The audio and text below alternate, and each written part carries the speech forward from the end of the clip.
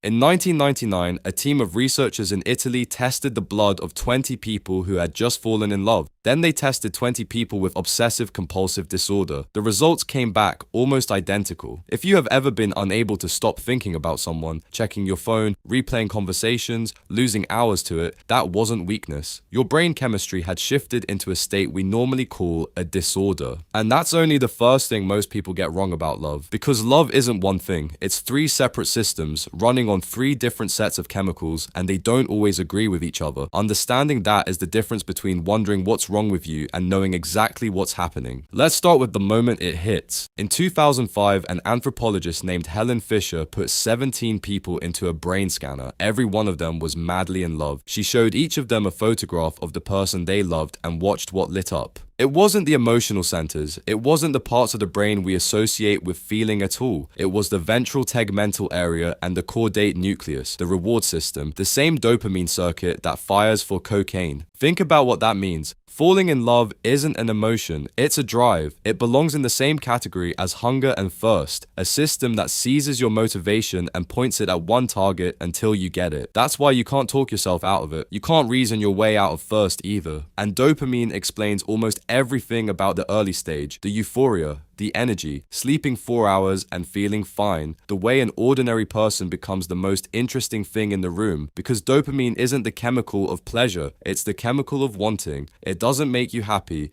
it makes you focused. But something else was happening in those 20 people in Italy. Their serotonin transporter levels had dropped significantly, down to a level indistinguishable from people with untreated obsessive-compulsive disorder. Low serotonin is what drives intrusive, repetitive thought. It's why you check your phone 40 times. It's why you replay a 2-minute conversation for an hour. It's why you cannot point your attention anywhere else even when you desperately need to. Those aren't metaphors for obsession. That is obsession, in the clinical sense, produced by a real and measurable change in your brain. So why would evolution build this? Because choosing a mate is expensive. For most of human history, raising a child took years of two people cooperating, and picking the wrong partner could cost you everything. So the brain evolved a system to make that choice and then defend it. Flood the reward circuit until this one person feels irreplaceable. Suppress serotonin until you can't stop thinking about them. Override the part of you that would keep looking. It isn't romance, it's a mate selection system, and it works terrifyingly well. But here's the part almost nobody knows. It has a timer. When the Italian team followed those same people over time, their serotonin levels climbed back to normal within 12 to 18 months. The dopamine elevation follows the same curve, roughly 12 to 24 months, then it declines. And here's the detail that should stop you. It happened whether or not the relationship survived. The chemistry ended on schedule regardless. Most people feel that shift and read it as a warning. The spark is gone. Something is wrong. We fell out of love. But that's not what's happening. The first system is finishing its job and handing you to the second one. Because underneath the dopamine, a slower system has been building the entire time. Oxytocin and vasopressin, the pair bonding chemistry, the same system that keeps certain species together for life. It doesn't produce euphoria. It produces something quieter and much harder to describe. Calm around a person. The sense that they are safe. The feeling that you would rather be bored next to them than entertained by anyone else. The first system is what makes you fall. The second is what makes you stay. And this is where it gets personal, because that handoff doesn't go smoothly for everyone. How your attachment system developed, how safe closeness felt to you long before any of this, shapes what happens when the chemistry finally quiets down. Some people feel that calm and relax into it for the first time. Others feel the absence of the high, read it as danger, and go looking for the drug again. Same chemistry, completely different outcome, and it has almost nothing to do with how much you love the person. It's about what your nervous system learned to expect from closeness. Fisher analyzed data from 166 different societies. She found romantic love in every single one. Not marriage customs, not courtship rules, the actual experience, the obsession, the euphoria,